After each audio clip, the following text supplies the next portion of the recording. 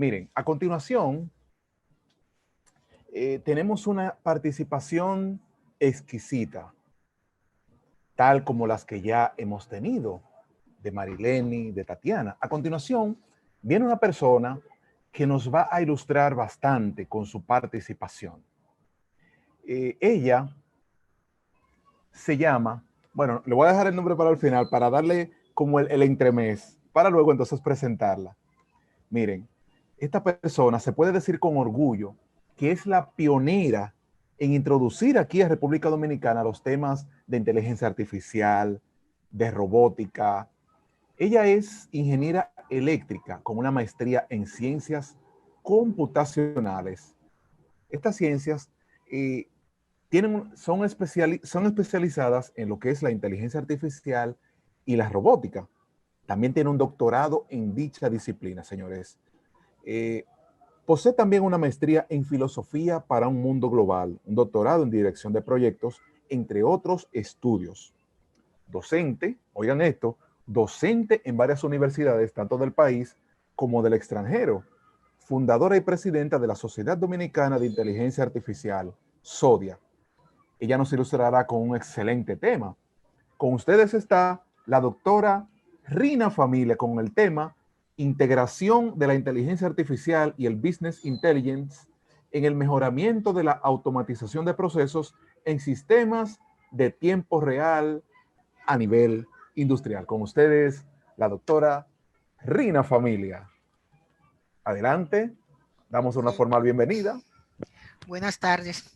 Bueno, después de las dos anteriores expositoras, me siento un poco vieja porque se ve que son las nuevas generaciones que están ahora tomando el rol de difundir, de aplicar todo lo que tiene que ver con inteligencia artificial, robótica, Big Data. Ahora se habla de Big Data, pero hace unos años la lucha era porque las instituciones tuvieran, eh, automatizaran. Ahora es al contrario. Ya nosotros, a ver si consigo la presentación, que es lo que en esta tarde nos trae aquí a hablarles a ustedes. Lo más importante de todo esto es que las nuevas generaciones han tomado muy en serio la tecnología, lo que no era lo que sucedía en los años 90, inicio de los años 90, cuando yo me gradué, tuve mis estudios de posgrados. Yo soy de formación ingeniera eléctrica, mas sin embargo siempre vi en la computación la inteligencia artificial, la robótica, la mecatrónica, que digo con orgullo que fue la primera República Dominicana que usó ese término, cuando recién llegué de Colombia, de una invitación que me había hecho el Centro Internacional de Física para un congreso que hubo de sistemas expertos e inteligencia artificial, y ahí hubo un expositor sueco que usó esa palabra, mechatronics. A mí me encantó esa palabra porque vi que era la fusión de la electrónica con la mecánica, siendo yo ingeniera electromecánica. Después, el interés mío en la inteligencia artificial hizo que en esa época se me becara para hacer ese estudio de algo un poco exógeno, extraño en esa época. Estoy hablando de que yo fui la primera miembro de la Sociedad Americana de Inteligencia Artificial en los años principios de los 90, que ellos se extrañaban de que por qué yo tenía interés en esto cuando en el mismo Estados Unidos, una nación del primer mundo, eran muy pocos los especialistas que se dedicaban a esta disciplina. Bueno, pero basta de historia, vamos a lo que vinimos hoy acá, a compartirles, a orientar a las nuevas generaciones, porque esa ya yo creo que es mi misión fundamental dentro de las universidades donde trabajo. En este caso, la Universidad Autónoma de Santo Domingo, en el área de Ingeniería Electromecánica, en la Universidad Iberoamericana, en el área de computación, de Ingeniería de Tecnología, de la Información y la Comunicación, en la Universidad Autónoma del Estado de Hidalgo, donde trabajo en computación, en la Universidad Benito Juárez, donde trabajo en formación de profesores para tecnología y computación, en la Universidad Latina de Panamá, donde también tengo la oportunidad de dirigir grupos de investigación. Es decir, que este mismo deseo mío de incursionar en estas nuevas disciplinas fue que a nivel internacional me abrió las puertas porque estamos hablando de que todavía a mediados de los años 90 todavía no existía este gran boom de la data, de las redes sociales. Estamos ahora en la era de la inteligencia artificial, pero hace unas décadas hablar de inteligencia artificial te miraban con ojeriza, la gente pensaba, este tipo, o si no está loco, está fumándose algo raro. Bueno, pero de todos modos deseo agradecer a José Aquino Cepeda por haberme invitado a compartir con ustedes. No sabía que este evento tenía lugar aquí en República Dominicana, el Vidata Day. Creo que ya esta es otra ocasión en que tiene lugar este evento. Y deseo darle las gracias por haberme invitado a este evento. Yo pienso trabajarlo, explicarle en estos minutos que me quedan acá, sobre todo lo que es la integración de la inteligencia artificial y el business intelligence, la inteligencia de negocio, a cómo mejorar los procesos de automatización en Doctora, sistemas. disculpen, no está Sí, abierto el PowerPoint. El PowerPoint de su presentación no se está visualizando, se lo se puede está hacer. viendo, pero yo lo estoy viendo. Déjame decir, dice que la función está en pausa. ¿Por qué? Sí. Dele a compartir al PowerPoint, no se está visualizando. Déjeme intentarlo de nuevo porque yo lo estoy viendo, pero a mí lo que me extraña es que me aparece el mensaje que dice su función de compartir la pantalla está en pausa. ¿Por qué? Déjeme ver si Dele reanudo la función. a- Estoy reanudando la función a ver si se puede ver ahora. Reanudé la función. ¿Se puede ver? ¿Se ve la no, pantalla ahora? no, todavía. Dele si quiere dejar de compartir y compartir pantalla de nuevo. Y esto es Ok, en vivo. déjeme reinicializar entonces. No se Ok, preocupe. ya lo dejé de compartir. Voy a Ah, compartirla de nuevo de nuevo, a ver exactamente. si quiere. Ok, compartir.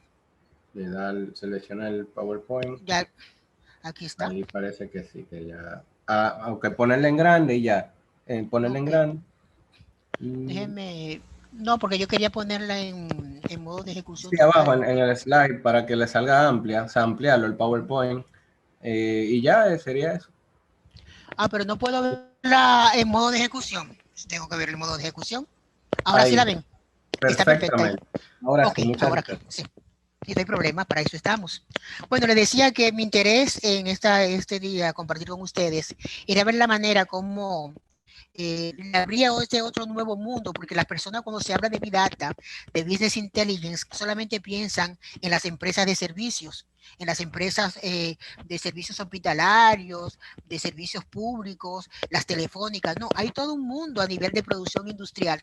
Ahora con el IoT, el Internet de las Cosas, donde también hay una gran generación de datos que deben de manejarse con toda esta nueva metodología de Big Data e inteligencia artificial.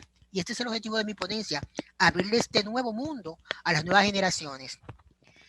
Entonces les decía, eh, bueno, ya de presentación hubo suficiente con el speaker, la persona que estuvo aquí antes de mí, eh, y que el objetivo de este trabajo sobre todo es ver la manera como las técnicas de inteligencia artificial que específicamente se dirigen al aprendizaje automático. La gente habla de machine learning, aprendizaje automático, como si fuera separado de inteligencia artificial. No, el machine learning o aprendizaje automático es un subcampo de la inteligencia artificial. Y a su vez el deep learning, lo que tiene que ver con redes neuronales, es un subcampo del machine learning, que a su vez es un subcampo de la inteligencia artificial.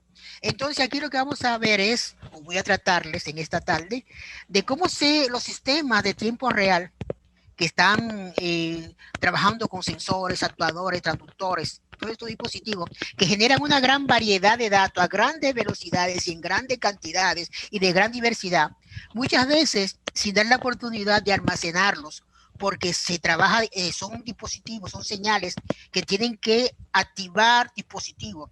Por ejemplo, una banda transportadora donde hay un sensor de nivel para disparar y poder el movimiento de la botella, no puede esperar mucho tiempo de procesamiento. Estamos hablando de que si se manda esa información a una computadora dedicada como es un PLC, puede tardarse mucho tiempo el tiempo de respuesta para decirle activa la banda transportadora y saca la botella. Entonces estamos hablando de dispositivos que tienen que tener componentes de procesamiento propios. Estamos hablando de incorporarle a los dispositivos PIC dispositivos, circuitos integrados que tienen procesadores, que tienen memoria en sí y que tienen que tomar una decisión en tiempo real para no detener el proceso de producción. Y de eso se trata, de ver cómo las técnicas de Big Data las técnicas de aprendizaje automático pueden ayudar a estos dispositivos a tomar decisiones en tiempo real, pero a nivel operativo. Es decir, a nivel de que si no se puede detener la línea de producción, distinto a los sistemas que permiten tomar decisiones tácticas y estratégicas, como son los de empresas de servicio. Aquí estamos hablando de fábricas, de celdas flexibles de manufactura, donde la data se produce a velocidades de nanosegundos y en ese mismo sentido debe ser utilizada. Entonces, ¿de qué estamos hablando en sí? Estamos hablando de que tenemos que integrar tres grandes ambientes. Primero, la automatización industrial, de cómo se consigue hacer que en una fábrica se produzcan grandes volúmenes de un producto con alta calidad en poco tiempo. Estamos hablando de que ese mismo proceso de producción genera una gran cantidad de datos, datos no estructurados, datos de distintas naturalezas, datos que son de activación, y de cómo incorporarle a los dispositivos elementos algorítmicos de aprendizaje automático para que en un momento dado, si se da un percance operativo, los dispositivos sean capaces de manera multiinteligente y multicolaborativa de tomar una decisión y no detener el proceso de producción. Es decir, que lo que estamos hablando es de sistemas que deben dar soporte a decisiones operativas, no tácticas y estratégicas, que se toman con más plazo de tiempo, no. Estamos hablando de decisiones de milisegundos, nanosegundos, microsegundos. De eso es que se trata. Entonces, si el tiempo me lo permite, porque veo que aquí el gran dictador de esto es el tiempo, vamos a abordar algo sobre Big Data, automatización industrial y de qué manera yo entrelazo todo esto para proponer un proyecto de investigación que me integre a los estudiantes de UNIBE, los estudiantes de la Autónoma de Santo Domingo, en un proyecto mancomunado para producir sistemas que tomen decisiones inteligentes a nivel operativo en base a la Big Data. Es decir, que lo que estamos es tratando de integrar estos tres grandes campos del conocimiento. Por un lado, todos los dispositivos robóticos y mecatrónicos que se integran en una línea de producción de una celda flexible de manufactura, de cómo estos dispositivos tienen que ser dirigidos a través de la robótica, a través de la inteligencia artificial, de sus áreas en específico, en este caso, que son el aprendizaje automático y lo que es el e-learning, el aprendizaje profundo. Pero ¿qué pasa? Cuando hablamos de este tipo de temas, de sistemas de tiempo real en la producción, es porque está, así como en las empresas hay una gran revolución, en las empresas de servicios, en las empresas de educación, en las instituciones de educación, en las instituciones hospitalarias, también en la industria hay una gran revolución. Y es más, se está hablando de que estamos pasando de la industria 4.0 a la 5.0, donde un ambiente integrado tienen que trabajar todas estas nuevas tecnologías bien punteras, bien disruptivas, porque han venido prácticamente a cambiar todo, como la robótica, la Big Data, la simulación, la realidad aumentada, el Internet de las cosas, la seguridad, la ciberseguridad, el cloud computing, todo lo que impresión 3D y cómo integrar todo eso en un sistema que vienen a crear una industria impensada hace aproximadamente 20 años. Entonces, ¿de qué se trata? Simplemente de lo que las anteriores expositoras estuvieron hablando, y es de que la tecnología de información y la hiperconectividad han creado una gran explosión de datos. Quienes vivimos la informática de los años 80, cuando comenzaba esto, los 90 y principios del siglo XX, las redes sociales han creado todo un nuevo paradigma de computación. Miren, antes se pensaba nada más a nivel de computación en ver la manera como crear los sistemas operativos portátiles que trabajaran en cualquier plataforma. Ese era el gran problema, la computación paralela, la computación cuántica. Ya esos no son los problemas actuales. Los problemas actuales son ahora de qué hacemos con esa riqueza de datos que tenemos. Porque antes lo que se hablaba era de cómo hacer que las empresas pasaran a crear bases de datos, a crear warehouse como repositorios de datos. Pero ya no, ya simplemente es que la gran explosión de datos que maneja una empresa, con datos muchas veces no estructurados, como son los mensajes de correos, como son los mensajes de chat, son informaciones, son datos que hay que sacarle beneficio. Más sin embargo, las soluciones analíticas basadas en base de datos, basadas en warehouse, en repositorio de información, en servidores, ya no son suficientes. Hay que buscar otro paradigma para trabajar esto. Y es lo que el Big Data propone. Cómo manejar grandes cantidades de informaciones, los macrodatos, como le llaman algunos, que tal vez no están disponibles, que se producen en una gran variedad, que tienen grandes valores. Cómo manejarlo, y de eso es que se trata en este caso, de cómo aplicar la Big Data a los distintos entornos donde se producen grandes cantidades de datos. La industria, la evolución de la industria, es tal como otras vertientes o áreas de servicios de la sociedad. Inicialmente, en cada época, se ha luchado por paradigmas. Primero, por mecanizar cómo introducir las máquinas a los procesos de producción. Eso se llamó la industria 1.0.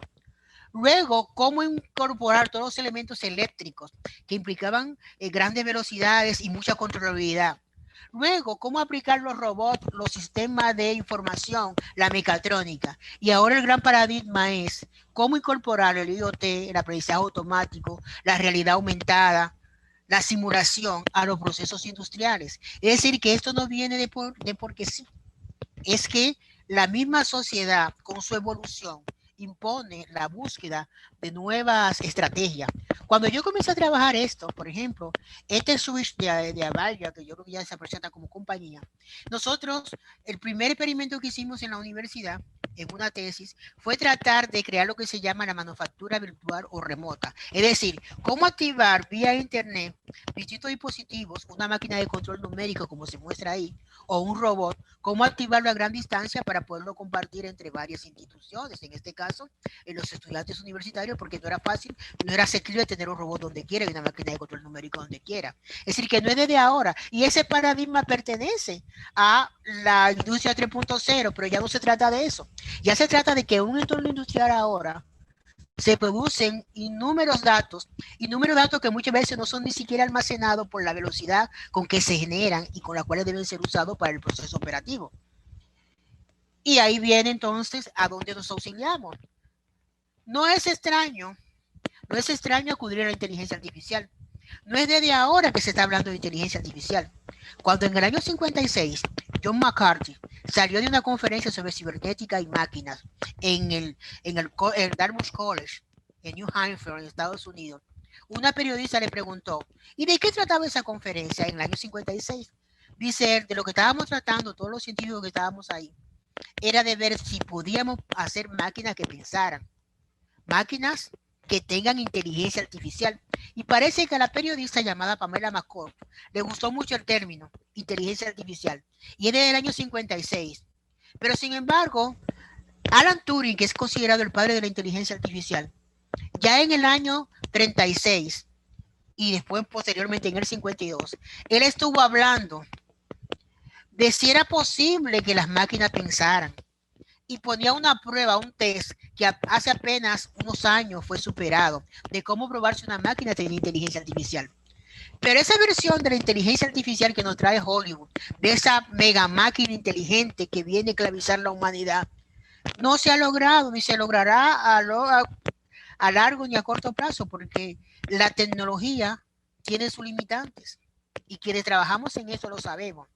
Sin embargo, se ha logrado lo que se llama la inteligencia artificial general, una máquina que venza a un jugador de ajedrez, una máquina que dé un diagnóstico médico. Y no se diga de la inteligencia artificial limitada o narrow o angosta, como le llaman algunos, que en esa inteligencia artificial se le pone a la máquina a buscar patrones dentro de un conjunto de datos, que es lo que interesa para los fines nuestros. Y de ahí que crear máquinas con inteligencia artificial, crear sistemas, dispositivos, entidades, como decían Herbert Simon y Alan Newell, cuando ellos dijeron, lo que interesa no es hacer máquinas que exhiban la inteligencia humana, sino que tengan un comportamiento inteligente. ¿Y qué es un comportamiento inteligente? Buscar diferencias en similitudes, establecer la importancia relativa de las cosas, trabajar la ambigüedad y lo que es difuso, lo que está oscuro. Eso es lo que es el comportamiento inteligente. Y para hacer eso no hay que tener gran cultura. Eso lo hace un africano en una selva de África, como lo hace un científico de Japón en tecnología mecatrónica. Ese comportamiento inteligente lo exhiben ambos. Claro, simplemente estamos hablando de manejar conocimiento y de manejar el razonamiento. La inteligencia artificial como disciplina tiene muchísimas áreas, pero resulta y viene a ser que las que son de interés ahora son tres: redes neuronales, aprendizaje automático y visión artificial. Más sin embargo, los sistemas de inteligencia artificial están orientados a cosas mucho más generales. Hubo una época en los años, que fue cuando yo ingresé a esto, y de ahí fue mi tesis doctoral, sobre cómo hacer un modelo, cómo un sistema experto, que es un sistema que simula a un experto humano, podía hacer diagnóstico de problemas de aprendizaje para niños. Iba construyendo, le iba poniendo tarea a un niño, iba construyendo un árbol con la respuesta del niño para saber si tenía un problema de lectura comprensiva, de escritura expresiva o de aritmética. Esa tesis fue la que yo trabajé allí en el Tecnológico de Monterrey para obtener mi grado, y fue dirigida por la doctora Marlene Jones de Canadá, porque ni siquiera en México aparecían, estamos hablando del principio de los 90, especialistas que me pudieran a mí dirigir en mi tesis. Y sin embargo, esos sistemas hoy, sistemas expertos, existen, sobreviven muchísimos equipos, pero ya no son el gran boom de la tecnología. Ahora todos se orienta a aprendizaje automático, aprendizaje profundo y todo lo que tiene que ver con visión artificial para reconocimiento de escenas, reconocimiento de formas. Entonces, ¿a qué llegamos en conclusión en esta parte? De que la inteligencia artificial es una disciplina bien amplia dentro del mundo de la ciencia de la artificialidad, ni siquiera de las computacionales, va mucho más allá de las ciencias computacionales. Y que de la ciencia llamada inteligencia artificial hay un subdominio, que es el de aprendizaje automático, machine learning. Y de todos los algoritmos de Machine Learning, hay unos que son específicamente los de aprendizaje profundo, Deep Learning, que usan un paradigma que es de red neuronal para poder implementar esa copia. Y eso desde ahora, si yo veo esta línea de tiempo que yo le traje a usted acá, para poder describir un poco lo que es el aprendizaje automático, y avanzar un poco en eso, claro, para poder quedarme en la línea de tiempo. Ya de los años 50, Walter McCulloch y Walter Piff formularon el modelo de red neuronal que se está usando ahora para todo lo que es aprendizaje profundo. ¿Y qué sostenían ellos en ese libro que ellos escribieron, en esa tesis? De que el cerebro funcionaba como una máquina de Turing, un modelo multicapa, donde habían capas sensoras que son las que están en la piel, en los órganos, que recogen informaciones, en los ojos, la vista, el olfato. Habían neuronas de cómputo, que son las que realizan los cálculos, toman las decisiones, y habían neuronas motoras, que son las que toman, activan los movimientos, que son las que hacen que tú te rasques, que tú muevas un brazo y demás. Y eso estamos hablando de que esos algoritmos se propusieron en los años 50, y sin embargo tuvo que esperarse a la evolución de la informática, llegar hasta hoy. Tuvieron incluso una época, lo que se llamó en los años 70, el invierno de la inteligencia artificial, iWinter, donde hubo un gran pesimismo porque se sentía que no se avanzaba mucho en eso de la inteligencia artificial. Como al inicio, los algoritmos de Machine Learning tuvieron una gran importancia porque los norteamericanos querían igualar, leer todas las informaciones de los rusos para ganarle la carrera aeroespacial. Y sin embargo, luego cae todo esto en una época muerta, en una época de invierno, donde no se conseguían fondos para investigaciones, donde no se conseguían fondos para poder hacer trabajos en inteligencia artificial. Y ahora, con el consorcio GAFAM, que las jóvenes anteriores a mí mencionaron mucho, estoy hablando de Google, Amazon, Facebook, Microsoft y Apple, se ha vuelto la mirada a todos esos desarrollos de inteligencia artificial, todos esos programas, todos esos sistemas. Entre ellos un compañero mío trabajó uno de redes neuronales que reconocía caracteres para poder clasificar las cartas de un sistema de correo. Ese es un correo como impostón, el correo clásico. Y ahora es que se ve la importancia con esta gran explosión de datos que tenemos. Es decir, que la inteligencia artificial se adelantó a su época con todos estos algoritmos. Y tan es así que hay un estudio que dice que hay patente y que hay que pagarle a estas personas. ¿Me avisan? Cuando de los algoritmos si estamos claros que Machine Learning es un área de inteligencia artificial que se encarga de hacer que los sistemas aprendan para que puedan sacar informaciones de los datos. Si estamos de acuerdo en cuanto a eso, entonces vamos a entrar finalmente a qué es lo que yo estoy interesada estoy trabajando por desarrollar. El problema de manejar grandes volúmenes de datos a nivel industrial se mezcla otro problema que es el llamado streaming de datos. Es decir, en los sistemas industriales se producen ráfagas de datos, un gran flujo de datos que ni siquiera puede ser muchas veces almacenado. Y la única manera que hasta ahora hemos visto y estudiado que podemos trabajarlo es a través de la creación de un árbol que en tiempo real y de manera dinámica nos puedan nosotros ir construyendo y organizando esa data para tomar las decisiones de esos sistemas que van a trabajar en tiempo real. Esto no es nuevo. Cuando Java aparece como lenguaje y derrota en parte al lenguaje C, es porque el lenguaje C tenía que manejarse mucho el concepto de puntero. Y el concepto de puntero es para crear las datas en tiempo real de manera dinámica. Entonces, de ahí se me ocurre la idea de que este paradigma de que un sistema cuando vaya operando, vaya trabajando y ramificando los datos para tomar operaciones, no es nada nuevo. Y creo que nos va a servir de utilidad. Y es la hipótesis que nosotros estamos desarrollando, que la manera de trabajar el streaming de datos para poder trabajar la vida de sistemas operativos de tiempo real en la industria es a través de la creación de algoritmos que manejen árboles. Árboles que incorporen técnicas de machine learning para poder buscar features o lo que se llaman patrones. Entonces, ¿cuál es nuestro objetivo? Bueno, nuestro objetivo es que tenemos por lo menos que seguir profundizando en esta etapa del proyecto, en estudiar esos algoritmos, porque no todos los algoritmos de aprendizaje automático que manejan la Big Data no son útiles. Solamente aquellos que nos puedan permitir construir árboles en tiempo real.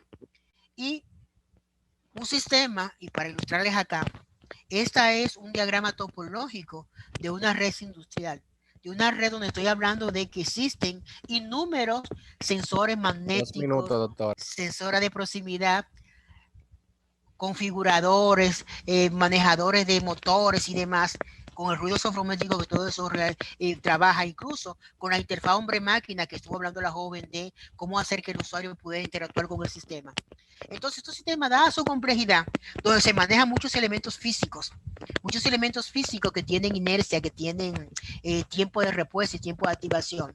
Es otra complejidad adicional que se trae a simplemente el hecho de si fuera un sistema que nada va a manejar a datos, los bidatos, pero los bidatos que estamos manejando son bidatos muy específicos, muy especiales. Finalmente, ya para concluir, lo que nosotros queremos con esta investigación que tenemos en curso es buscar la manera de cómo podemos gestionar datos masivos que generen sensores, detectores, transductores en un sistema concurrente en tiempo real. Segundo, de qué herramientas vamos a poder auxiliarnos para extraer esas características de esos sistemas, de los datos en esos sistemas en tiempo real, de cómo podemos evaluar los distintos algoritmos que nos den respuesta. Hasta ahora el que no ha funcionado más es el que maneja en base a árboles.